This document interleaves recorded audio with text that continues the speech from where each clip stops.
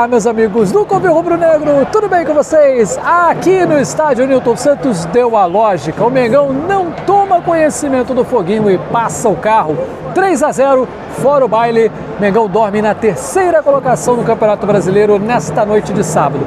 Antes de falar sobre mais esse clássico vencido no estádio Newton Santos, eu preciso lembrar você que já está disponível o clube de membros aqui do Covil Rubro Negro. Tem 3 opções para você escolher: R$ 2,99, R$ 6,99, R$ 14,99 por mês, cada uma com seu nível exclusivo de vantagens. Para começo de conversa, tem um grupo de WhatsApp onde você troca ideia com outros membros e fica sabendo em primeiríssima mão a escalação do mais querido do Brasil. Tem também emojis exclusivos para usar em qualquer uma das lives do Covil Rubro Negro, um selinho que mostra quanto tempo você colabora com o canal que mais cresce no YouTube, vídeos que chegam primeiro para quem é membro, vídeos que só quem é membro consegue ver e sorteios exclusivos. Não perde mais tempo, clica já no Seja Membro, escolhe aquele plano que cabe melhor no seu bolso e venha fazer parte desta família.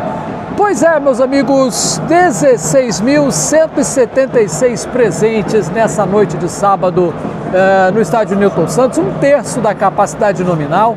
E você pode ver, só quem está fazendo festa é o torcedor rubro-negro que compareceu no setor sul e não teve nenhum momento de perigo na partida inteira.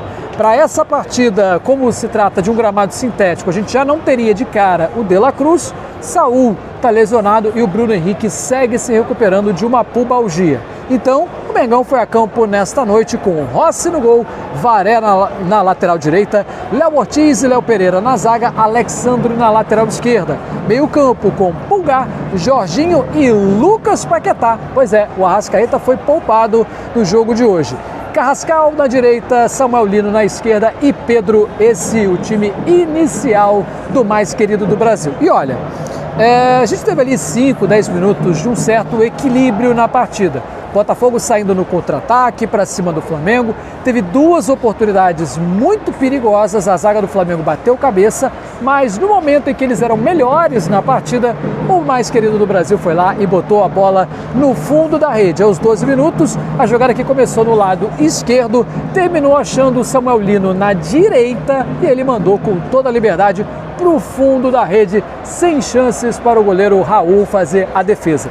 12 minutos do primeiro tempo, Mengão já estava na frente e a partir dali o Botafogo sentiu muito o resultado. Vamos lembrar o contexto: o Botafogo, glorioso sem glórias, foi eliminado da Libertadores no meio de semana, aqui mesmo no Newton Santos, para uma equipe muito fraca tecnicamente do Barcelona de Guayaquil.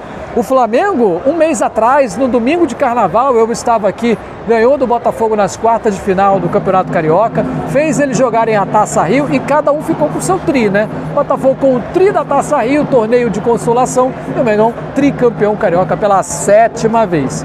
Então, essa vitória no domingo de Carnaval deflagrou uma crise no Botafogo, que depois passou a duras penas na segunda fase da Libertadores e foi eliminado no último meio de semana para o Barcelona de Guayaquil. Ou seja, eles vão jogar Copa Sul-Americana, Flamengo e Fluminense, a fase de grupos da Libertadores.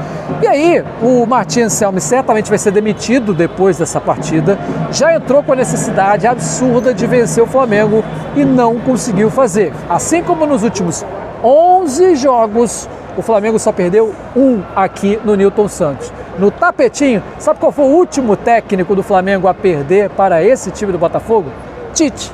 Exatamente quando a gente jogou sem técnico, é que coincidentemente eles ganharam da gente, fizeram goleada e hoje a goleada está muito bem devolvida.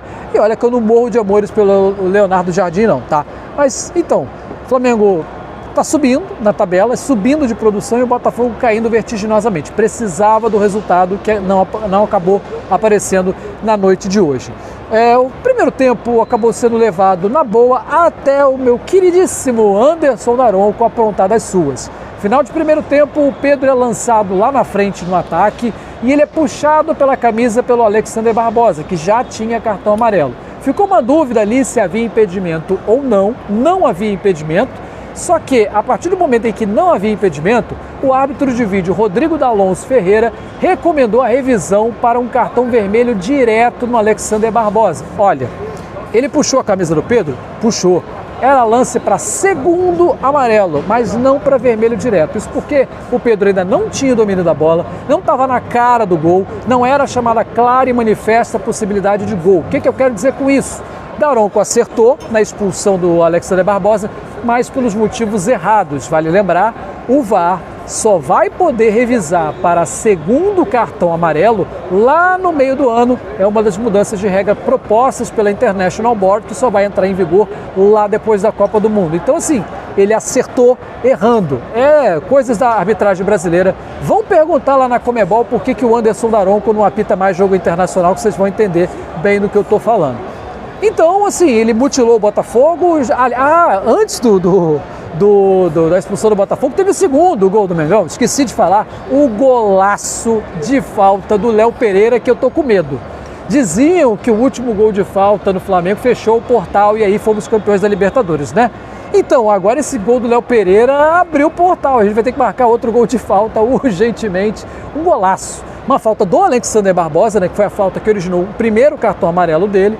E aí o Léo Pereira, de longe, uma falta frontal, mas um pouquinho de longe, meteu no fundo da rede antes aí do segundo cartão amarelo, que na verdade foi o vermelho direto, a expulsão do Alexander Barbosa. A expulsão, volto a dizer, para mim, equivocada. Ela foi correta no mérito, mas a forma com que ela foi feita não deveria ter sido.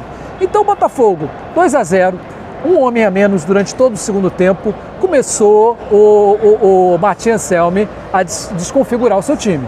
Tirou um atacante para botar um zagueiro, tirou um volante para botar o outro, aí daqui a pouco ele tira mais um atacante para botar outro zagueiro, tudo isso precisando de resultado, tá? E no começo do segundo tempo, o Flamengo não teve a menor piedade. Aos 3 minutos, o Pedro foi lá e botou no fundo da rede. Lance que o telão aqui do Nilton Santos não mostrou porque estava fazendo propaganda para o torcedor voltar para casa de trem. E, curiosamente, logo após o terceiro gol, foi exatamente o que boa parte do torcedor alvinegro fez. Já foram embora com 40 minutos de jogo ainda por rolar. Fato é que, segundo tempo, foi um domínio completo, absurdo, um amasso do Flamengo, o Botafogo entregue, 10 tendo que correr para 11, com 3-0 no lombo. O Flamengo, dá para dizer que diminuiu o ritmo, poderia ter aplicado 4, 5, se tivesse um pouquinho mais de capricho nas finalizações, mas eu estou satisfeito. E virou treino. O Jardim fez substituições a partir dos 19 do segundo tempo, tirou o Alexandro e o Léo Pereira para as entradas de Ayrton Lucas e Vitão. Eu até esperava que o Ayrton Lucas saísse de titular, porque o Alexandro também não costuma jogar em gramado sintético. Aos 23 ele tira o Pulgar, que já tinha cartão amarelo, para a entrada do Everton Araújo. E no finalzinho da partida, 40 do segundo tempo, saíram Carrascal e Jorginho para as entradas de Plata e Luiz Araújo. Resumo, virou treino. 3-0, ganhamos de baciada e neste sábado o Flamengo vai dormir na terceira colocação, porque graças a essa goleada passamos o Fluminense no saldo, Fluminense que vai jogar nesse domingo contra o Atlético Paranaense a poucos quilômetros daqui no Maracanã. Agora o Mengão volta as suas atenções mais uma vez para o Campeonato Brasileiro, mas quinta-feira vai ser um olho no gato, outro no peixe. Isso porque no mesmo horário, na quinta-feira, às 8 horas da noite, o Flamengo enfrenta o Remo, lá no Maracanã, e também será o horário do sorteio da Libertadores. Vamos descobrir quem serão os 3 adversários do Mengão na fase de grupos da Libertadores. Assim, eu tô tranquilo porque eu estou no pote 1. E o pote 1 tem Palmeiras, tem Fluminense, que o Flamengo já não enfrentaria, né? Não dá para enfrentar times brasileiros nessa etapa, a não ser que eles venham da fase prévia. Bahia e Botafogo não se classificaram, então o Flamengo não vai pegar brasileiro na fase de grupos. Mas olha só, no pote 1 também tem Nacional do Uruguai, Peñarol, tem LDU, tem Independente Del Valle, então assim, sorte de quem está no pote 1, porque não vai encarar essa galera. De time de altitude, tem o Bolívar, nosso velho conhecido, no pote 2, e o Cusco do Peru, confesso não conhecer, mas é um time que joga lá na altitude peruana, que está no pote 3. E do pote 4 tem o Mirassol, por exemplo, mas volto a dizer, o Flamengo não pode pegar o Mirassol porque ele não veio da fase prévia. Então, o sorteio quinta-feira, vamos descobrir quem o Mengão vai encarar na fase de grupos da Libertadores e o Botafogo que se lasque lá na fase de grupos da Sul-Americana. É isso, meus queridos, um grande abraço, um bom domingo a todos, um excelente começo de semana. Jardim, 3 jogos, 1 título, 2 vitórias e 1 empate e nenhum gol sofrido. Grande abraço a todos, até a próxima, tchau, tchau!